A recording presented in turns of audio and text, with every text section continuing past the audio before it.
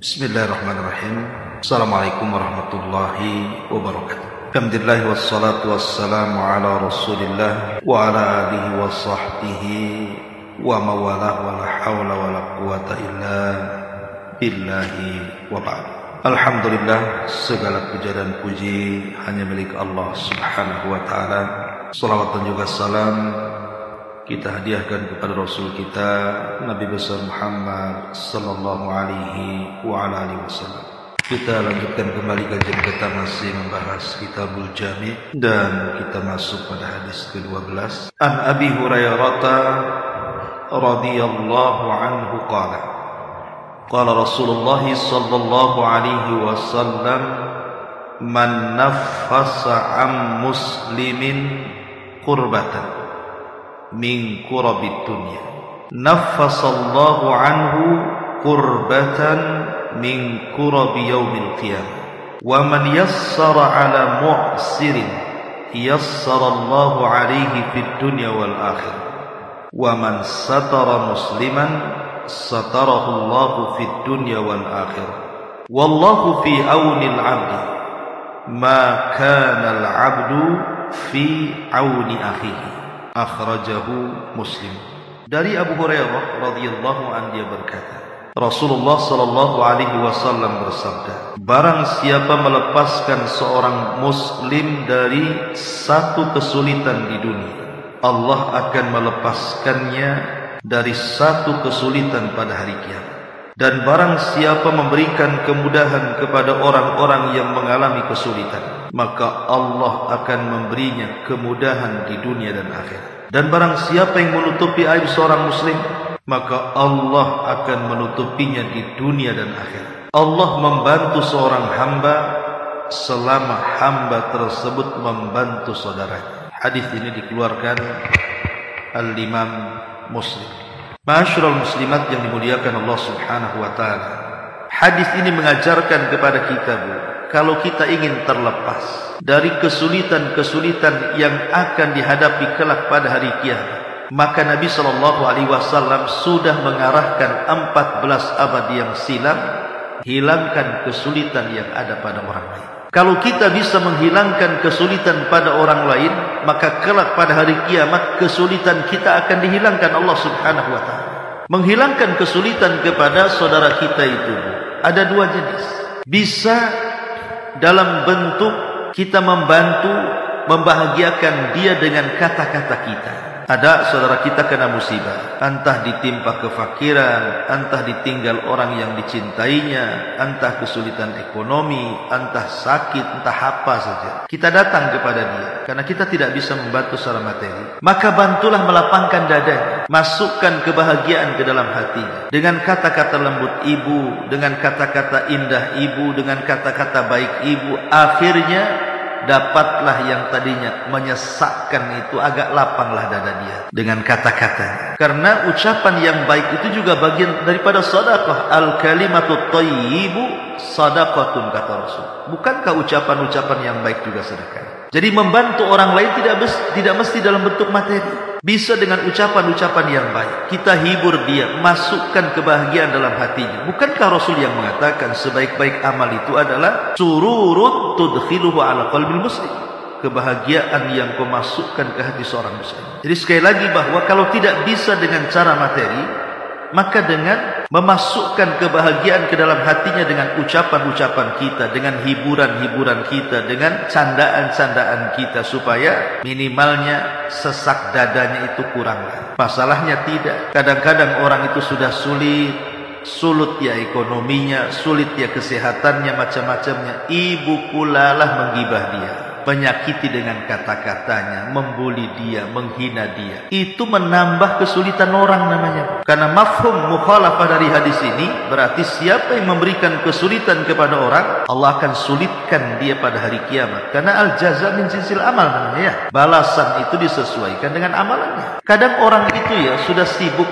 Contoh lain, saya contohkan ibu saja. Mungkin ibu-ibu sudah sibuk ngurus rumah tangga. Yang ngepelnya, ya nyapunya, ya masaknya, ya ngurus anaknya, ngurus suaminya. Kan lelah kadang-kadang ya. Ada waktu-waktu itu ibu lelah. dengan aktivitas dalam rumah tangga itu. Sudah tenaga dikuras habis karena melaksanakan kewajiban seorang ibu dalam rumah tangga, tiba-tiba pula lah tetangga ini menggibah ibu, memfitnah ibu. Rasanya gimana, Bu? Itu namanya sudah sakit luar, sakit dalam tuh namanya. Coba kalau ibu bayangkan seperti itu, posisikan orang itu yang kita fitnah. Kalau tetangga sudah capek, sudah ini, sudahlah, jangan kemudian. Walaupun ada masalah, jangan diperberat. Makanya di sini Nabi Shallallahu Alaihi Wasallam mengatakan, barang siapa yang menghilangkan kesulitan saudaranya di dunia, Allah hilangkan nanti kesulitan pada hari kiamat. Yang kedua, menghilangkan kesulitan saudara kita itu, kalau kita mampu, kita bisa membantu dia dengan materi. Boleh jadi mungkin dia mau mengobati penyakitnya, tak punya biaya, ya kita tolong. Boleh jadi mungkin dia memang kesulitan ekonomi, ibulah ada kenalan-kenalan, relasi-relasi di luar. Kemudian ibu ngomong, ada nggak kerjaan? Ada. Untuk siapa? Itulah tetangga saya, kasihan. Akhirnya ibu ngomong sama tetangganya, kerjalah, saya sudah dapat tuh relasi, kerja di sana bagus, daripada kau ganggu. Jadi membantu orang itu kan macam-macam. Membantu orang itu macam-macam. Bisa dengan lisan, bisa dengan perbuatan. Mungkin ibu tidak punya materi, mungkin dengan tenaga, dengan waktu. Karena bagaimana Nabi Shallallahu Alaihi Wasallam membalas dengan balasan yang luar biasa di sini. Barang siapa yang menyulitkan, memberikan kelapangan kepada kesulitan seorang muslim di dunia, maka Allah Subhanahu Wa Taala akan hilangkan kesulitan dia pada hari kiamat. Ini poin yang pertama. Poin yang kedua, Nabi Shallallahu Alaihi Wasallam mengatakan, man yassara ala muqsir, yassarallahu alaihi fid dunya wal akhirah. Barang siapa, kata Rasul, yang memudahkan atau memberikan kemudahan kepada mu'sir, kepada orang yang sedang mengalami kesulitan, yassarallahu alaihi fid dunya wal akhirah, maka Allah akan mudahkan perkara dia di dunia dan akhirat. Kalimat mu'sir ini biasanya digunakan kepada orang yang terlilit hutang. Jadi kalau seandainya ibu pinjami uang saudara kita, atau al-qard dalam bahasa fikih, umpamanya ibu ngasih pinjaman sama saudara ibu, anggaplah 10 juta. Mungkin karena dia ada hajat dan kebutuhan, dan ibu pun memang ada kelebihan. Ditandatanganilah, oh nanti di kwitansi itu, insya Allah mungkin dalam 2-3 bulan lunas katanya. Rupanya 1 bulan tak bayar, 2 bulan tak bayar, 3 bulan pun tak bayar.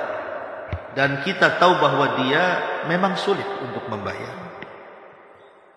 Sulit untuk membayar ya. Mungkin ibu juga lihat ekonominya kayaknya dia belum bisa nyicil. Jadi kata para ulama, bentuk menghilangkan kesulitan orang yang seperti ini ada 3 macam. Pertama, ibu tambah tangguhannya. Ya sudah, kalau bulan ini tak bisa bayar, saya tambah lagi 3 bulan lagi. Tapi tolong bayar ya. Ini yang pertama. Yang kedua, atau ibu kurangi hutangnya. Ya sudah, gini saja. Hutangmu sama saya kan 10 juta. Kamu bayar separuhnya saja. Yang 5 juta saya ikhlaskan untukmu. Ataupun yang lebih utama lagi, kalau memang ibu bisa ikhlas, sekalian sedekah kepada orang yang mengalami kesulitan, ibu bebaskan saja. Ya sudahlah, saya lihat kamu tak bisa bayar nampaknya. Bayar separuh pun tak bisa. Saya ikhlaskan sebagai sedekah saya kepada kamu. Kata Nabi SAW, man yassara ala mu'sirin, yassarallahu alaihi fid dunya wal akhirah. Maka orang yang seperti ini memudahkan urusan orang lain, maka Allah mudahkan perkaranya di dunia dan akhirat.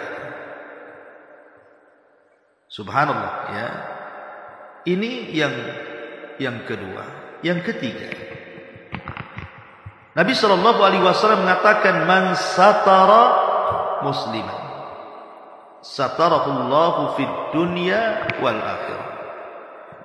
Barang siapa yang menutup aib seorang muslim di dunia, maka Allah subhanahu wa ta'ala akan tutup aib dia kelak pada hari kiamat. Barang siapa yang menutup aibnya seorang muslim di dunia, maka Allah subhanahu wa ta'ala akan menutup aibnya kelak di akhirat. Bu, siapa sih yang tidak punya aib? Saya, ibu, atau siapapun. Tidak ada manusia itu yang 100% baik. Tidak ada. Begitu juga tidak ada manusia yang 100% jahat. Itu tidak ada. Jadi tidak ada manusia yang 100% baik. Tidak ada juga manusia yang 100% jahat. Pasti di balik kebaikan ada kejahatan, di balik kejahatan itu ada kebaikan.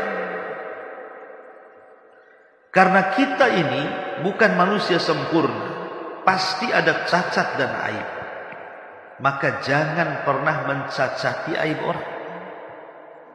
Jangan pernah membongkar aib orang. Karena siapa yang membongkar aib saudaranya, maka Allah akan bongkar aibnya. Jangan lagi cerita di akhirat, di dunia saja terkadang Allah sudah bongkar aib kita, gara-gara kita membongkar aib. Di zaman sekarang ini subhanallah, kayaknya enggak, orang-orang itu sudah hilang akhlaknya. Zaman sekarang ini kayaknya akhlak itu sudah mulai hilang, sudah mulai buruk. Yang boleh jadi karena tontonan jadi tuntunan. Banyak nonton sinetron gitu ya, nonton televisi, acara-acara ghibah, riya dan begitu seterusnya, akhirnya ketularan. Coba lihat artis-artis itu, mereka saling bongkar-bongkaran dengan bangganya. Mereka bicara kepada saudaranya, Bosi anu itu kelakuannya begini, begono, begitu. La ilaha illallah. Kayak dia tidak punya aib saja. Kan terjadi itu. Dengan menyebarkan foto-fotonya, dengan menyebarkan rahasia-rahasianya. Mana akhlak di sini? Di akhlaknya di mana akhlaknya? Nabi mengatakan kalau dia seorang muslim, tutup aibnya. Karena tidak ada manusia yang sempurna. Maka sama juga ibu. Kalau ada masalah dengan tetangganya, dengan saudaranya, dengan temannya, kalaupun dia di atas kesalahan, jangan disebar. Kalau memang punya aib, tutup aibnya. Kecuali kalau memang dia itu pelaku maksiat dan terang-terangan dengan maksiat, itu perkara lain. Tapi pada dasarnya kalau saudara kita ini melakukan kesalahan, tutup aibnya. Jangan disebar. Karena Rasul mengatakan, man satara musliman satarahullahu fid dunya wal akhirah. Siapa yang menutup aib seorang muslim, Allah tutup aibnya di dunia dan akhirat. Kemudian Rasul tutup sabdanya, wallahu fi aunil abdi ma kana al abdu fi auni akhi. Dan Allah akan senantiasa menolong hambanya selama hambanya menolong saudaranya. Subhanallah, ya. Jadi pertolongan Allah akan sampai kepada kita itu ketika kita suka nolong sama orang. Yakin, siapapun yang suka nolong orang, menghilangkan kesulitan, menghilangkan hutang orang, menutup aib orang, pasti Allah akan tolong dia. Itu makna globalnya hadis ini. Baik, kita rinci sedikit. Ma'asyiral muslimat yang dimuliakan Allah subhanahu wa ta'ala. Ibu harus paham bahwa di hadis ini banyak sekali faedah yang kita akan ambil. Pertama, bahwa menghilangkan kesulitan orang itu dalam rangka iqtida bil anbiya, dalam rangka mencontoh para nabi, dalam rangka mencontoh Nabi kita Muhammad sallallahu alaihi wasallam. Bukan hanya para nabi, nabi-nabi sebelum Rasul, bahkan mencontoh Nabi. Perhatikan ibu dalam surah Al-Qasas ayat 24. Surah Al-Qasas ayat 24. Allah mengatakan fasaqa lahuma thumma tawalla ila dhil faqala rabbi inni lima anzalta ilayya min khairin fakir. Maka Nabi Musa pun menolong dua wanita untuk mengambilkan air untuk minum kambing-kambingnya. Kemudian setelah membantu mengambilkan air itu, Nabi Musa pun kemudian duduk di bawah pohon. Kemudian Musa berdoa, ya Rabb, sesungguhnya terhadap apa yang kau turunkan kepadaku, berikanlah yang terbaik, karena hamba-Mu ini orang fakir. Subhanallah. Setelah Nabi Musa alaihi salatu wassalam dalam pengejaran tentara Fir'aun, pelarian, pengusirannya itu, di tengah jalan dia menolong dua wanita. Allah mudahkan kesulitannya. Akhirnya apa? Akhirnya dijadikan pekerja oleh ayah daripada wanita itu, namanya Yakub. Dia bukan seorang nabi, orang saleh, namanya sama. Belakangan nikah pula dengan salah satu putrinya dan punya anak. Lah ini bagaimana Allah Subhanahu wa taala membayar cash. Terkadang kebaikan itu Allah bayar cash. Hari ini kita berbuat baik, sore pula ada yang berbuat baik sama kita. Subhanallah. Dan itu sering kita rasakan. Cuman kadang-kadang kita tak mau pikir saja bahwa ini akibat kebaikan kita. Sama juga berbuat jahat juga ada yang cash itu sifatnya. Pagi berbuat jahat, sore pula kemudian dibayar cash kejahatannya. Jadi menolong saudara kita itu dalam rangka iqtida bil anbiya wal mursalin, mencontoh para nabi dan rasul. Yang kedua, bahwa menghilangkan kesulitan orang itu adalah tanda bahwa ibu itu punya akhlak yang baik, punya muruah kehormatan yang mulia. Al-Imam Al-Bukhari dia punya syekh namanya Abdullah ibn Uthman. Abdullah ibn Uthman itu gurunya Imam Bukhari. Beliau pernah mengatakan, "Ma sa'alani ahadun hajatan illa qumtu lahu bi nafsi, fa in tamma wa illa ista'antu lahu bi sultan." Apa kata dia? Siapapun yang meminta bantuan hajat kebutuhan kepadaku, pasti aku akan kerjakan dengan diriku sendiri. Jadi kalau ada saudaranya minta bantuan, kalau memang sanggup untuk membantu, saya akan bantu dengan badanku sendiri. Wa illa, kalau tidak, aku mencoba untuk menghubungi para penguasa, orang lain. Itulah yang kemudian disebutkan dalam Al-Quran ketika kita membahas surah Al-Ma'un. Ara'aital ladzi yukadzibu biddin fadzalika alladzi yad'ul yatim wa la yahuddu 'ala ta'amil miskin wa la yahuddu 'ala ta'amil miskin. Maksudnya begini, Bu. Okelah kita ini orang miskin, tetangga juga miskin. Tetapi tidak semua orang miskin itu kan peminta-minta. Banyak juga ke orang miskin itu dia punya izzah kehormatan. Dia tidak mau minta-minta. Justru sudah miskin dia nolong orang miskin. Karena dia orang miskin, tidak mungkin juga lah menolong orang miskin yang lainnya. Tapi dia ingin membantu saudaranya yang miskin. Padahal dia miskin. Dengan cara apa? Dia datang kepada orang-orang kaya. Pak, Bu, tolonglah itu bantu saudara saya. Kasihan dia, susah makan. Padahal dia miskin. Lah ini luar biasa gitu ya. Kalau memang dia tidak sanggup untuk membantu, maka cari orang membantu orang lain. Nah itu amalan yang sangat mulia sekali. Makanya termasuk simatu ashabil muru'ah, orang itu punya akhlak. Nah. Kemudian yang ketiga, tathbitul qadami fil akhir. Subhanallah. Kalau ibu bisa membantu orang lain, tidak mesti saya katakan materi, bisa mungkin waktu, bisa mungkin tenaga, bisa mungkin ucapan, macam-macam lah bantu orang itu. Dia akan ditetapkan kedua kakinya pada hari kiamat. Ada sebuah hadis yang bagus sekali.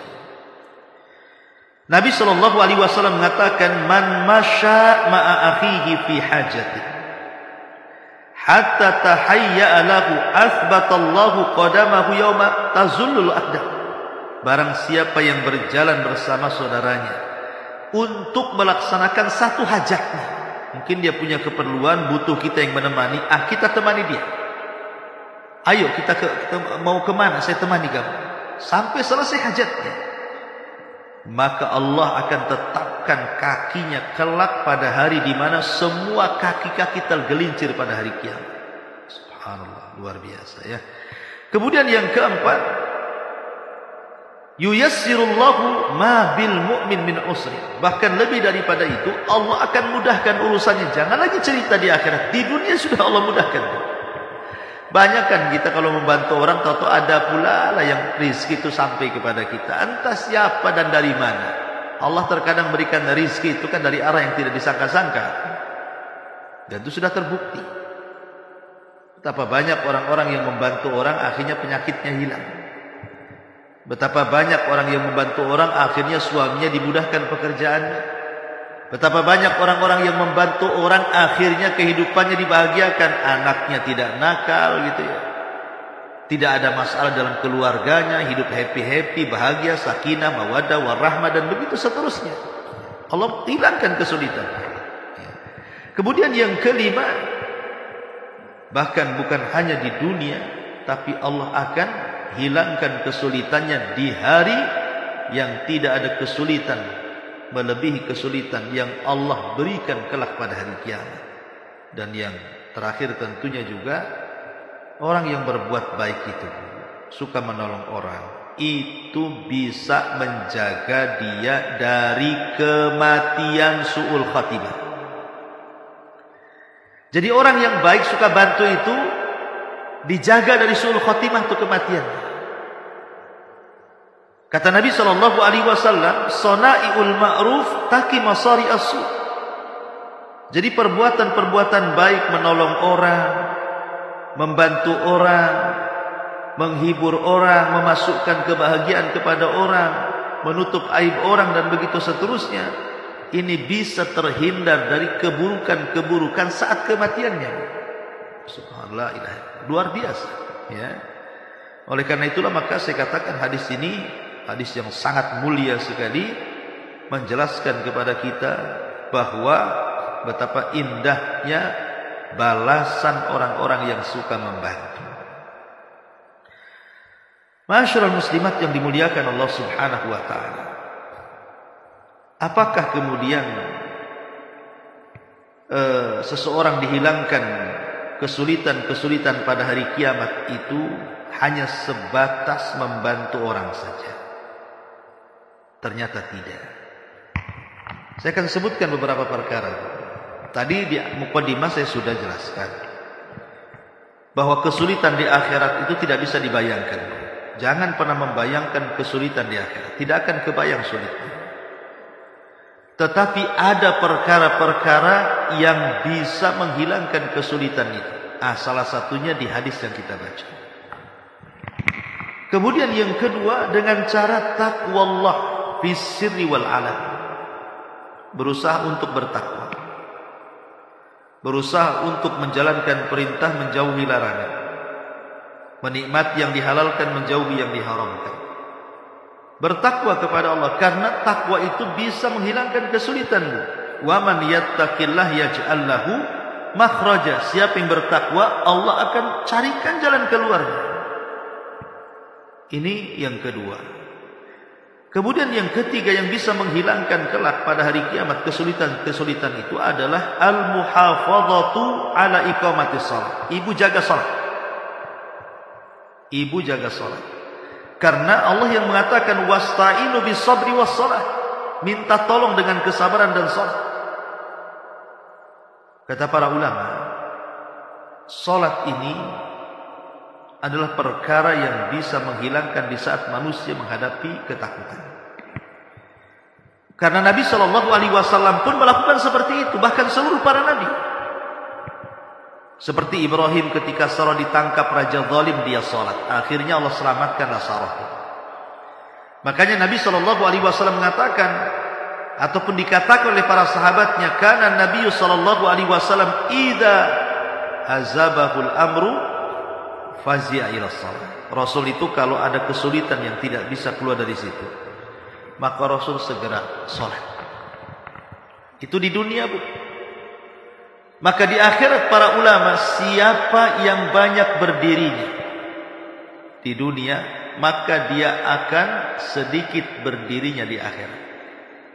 Siapa yang banyak berdirinya di dunia, maksudnya melaksanakan sholat wajib, sholat sunnah, pokoknya berdiri dalam sholat di dunia, maka dia paling sebentar berdirinya kelak di padang mahsyar. Maka yang ketiga, jaga sholat. Itu yang bisa menghilangkan kesulitan kita di akhirat. Kemudian yang keempat, at-taubatu wal istighfar. Perbanyak tobat dan istighfar. Karena di dunia saja tobat dan istighfar itu bisa menghilangkan kesulitan kita. Dan saya pribadi saya pernah mengalami gitu ya. Ada masalah besar dalam kehidupan saya itu. Rasanya pengen pindah dari Batam. Dulu pernah saya mengalami luar biasa, macam-macam masalah gitu. Sampai nggak kerasan di Batam, pengen keluar dari Batam. Tapi subhanallah, saya coba amalkan satu hadis Nabi SAW itu, man lazimal istighfar, ja'alallahu min kulli dzikin makhraja. Siapa yang melazimkan istighfar, Allah pasti akan carikan di tengah-tengah kesulitannya kemudahan. Jadi saya baca saja, tiap hari saya baca. Habis sholat, pokoknya di mobil, di jalan. Subhanallah. Tidak lama kemudian, ada saja jalan keluar itu. Allah mudahkan. Bahkan Allah ganti dengan perkara yang jauh lebih baik lagi daripada musibah yang dihadapi. Ini mujarrab, karena saya juga pernah mengalami. Jadi saya cerita ini karena pengalaman. Ya. Jadi kalau ingin dimudahkan urusannya, atau ibu sedang tertimpa masalah, banyak istighfar saja. Astagfirullahaladzim, astagfirullahaladzim, terus seperti itu. Ya. Sampai Allah Subhanahu Wa Taala betul-betul hilangkan kesulitannya. Karena memang Allah sendiri yang mengatakan dalam Al-Quran ketika menceritakan tentang kisahnya Nuh. Apa kata Nuh kepada kaumnya? Faqultu astaghfiru rabbakum innahu kana ghaffar. Yursilis sama 'alaikum midrara wa yumdidkum bi amwalin wa banin wa yaj'al lakum jannatin wa yaj'al lakum anhar. Apa kata Nuh kepada kaum? Istaghfiru rabbakum. Banyak-banyak istighfar engkau kepada Rabb kalian. Karena Dia yang Maha Pengampun lagi Maha Pengasih. Kalau kalian banyak-banyak istighfar, kata Nuh, yursilis sama 'alaikum midrar, Allah akan hujani kalian. Wa yumdidkum bi amwal, Allah akan berikan kekayaan. Wa yumdidkum bi amwal wa banin. Bukan hanya harta, keturunan diberkahi. Wa yaj'al lakum jannatin wa yaj'al lakum anhar. Kebun-kebun disuburkan, sungai-sungai diairi. Begitulah buah istighfar. Dan di akhirat tentunya orang-orang yang banyak bertobat di dunia, maka akan dihilangkan kesulitannya di akhirat. Kemudian yang keempat, doa. Kalau ibu ada kesulitan di dunia, berdoalah kepada Allah Azza wa Jalla. Karena Allah yang mengatakan dalam surah Al-Baqarah 186 itu, wa idza sa'alaka ibadi anni fa inni qarib ujibu da'watad da'i idza da'an falyu'minu bi wal falyastajibu li wal yu'minu bi la'allahum yarshudun. Apabila hamba-hambaku bertanya soal aku, katakan ya Muhammad, aku dekat. Aku yang mengabulkan setiap doa orang-orang yang berdoa kepadaku. Lihat kisahnya Nabi Yunus yang tertelan dalam ikan. Itu kan kesulitan luar biasa. Di perut ikan, harusnya Yunus mati, tapi Allah takdirkan hidup kan. Apa yang dilakukan Nabi Yunus? Berdoa, bertasbih, berzikir, la ilaha illa anta subhanaka inni kuntu minadh dhalimin. Akhirnya diselamatkan. Nabi Ayyub, banyak musibah, dia berdoa kepada Allah, Rabbi inni masaniyadh dhur wa anta arhamur rahimin. Akhirnya musibahnya dihilangkan. Maka banyak-banyak berdoa. Ya, doa itu bisa menghilangkan kesulitan baik di dunia ataupun di akhirat. Ya. Kemudian juga yang nomor 6, tawakal. Banyak-banyak tawakal. Tawakal ini bisa menghilangkan kesulitan. Karena Allah yang mengatakan dalam surah At-Talaq ayat 3 itu, wa man yattaqillah wa man yatawakkal 'ala Allah fa huwa hasbuh. Siapapun yang bertawakal kepada Allah, maka cukuplah Allah yang akan melindungi dia, yang akan memelihara dia dan menjaganya. Termasuk di dalamnya perbanyak ketaatan di waktu ibu sedang senang. Banyak melakukan ketaatan di waktu senang, Bu. Di waktu senang itu ya perbanyak sholat, perbanyak sedekah, perbanyak zikir, membaca Quran. Mumpung ibu senang, ibu sehat. Nanti kalau sudah sakit, tidak bisa lagi. Makanya kenapa Rasul sampai mengatakan itu, ta'arraf ilallah firraha ya'rifka fisyiddah. Kenali Allah di waktu engkau senang, nanti Allah kenali kita di waktu susah. Baik kesusahan dunia ataupun akhirat. Tapi kalau kita lupakan Allah, Allah pun akan lupa dengan kita. Kemudian yang nomor 8, solawat, perbanyak solawat. Karena Rasul yang mengatakan solawat itu bisa mencukupkan bagi pengucapnya. Allah akan cukupkan segalanya. Apapun kesulitan kita dengan memperbanyak solawat, insya Allah Allah akan hilangkan kesulitannya. Termasuk yang ke-8, tawasul dengan amal soleh.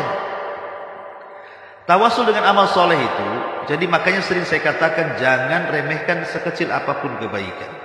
Karena terkadang yang kecil itu pula yang ikhlas.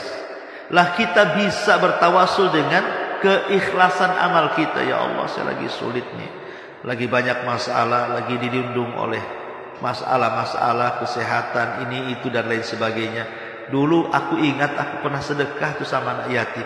Kalau memang itu sebuah keikhlasan dan kau terima, ya Allah, tolong hilangkan kesulitanku hari ini. Nah, gitu maksudnya. Tawasul dengan amal soleh. Nah, itu bisa menghilangkan kesulitan. Ya. Intinya bahwa inilah perkara-perkara yang bisa menghilangkan kesulitan kita di dunia dan di akhirat. Lah, hadis yang kita baca ini salah satunya. Salah satunya bahwa hadis ini mengajarkan kepada kita, kalau ingin dihilangkan kesulitan kita di dunia dan akhirat, lakukan 3 perkara. 1, bantu orang. Maksud yang kelilit hutang di sini yang betul-betul tak bisa bayar, Bu. Karena ada orang yang bisa bayar tak mau bayar, itu zalim itu namanya. Ya. Kemudian yang ketiga, tutupi aib saudaranya.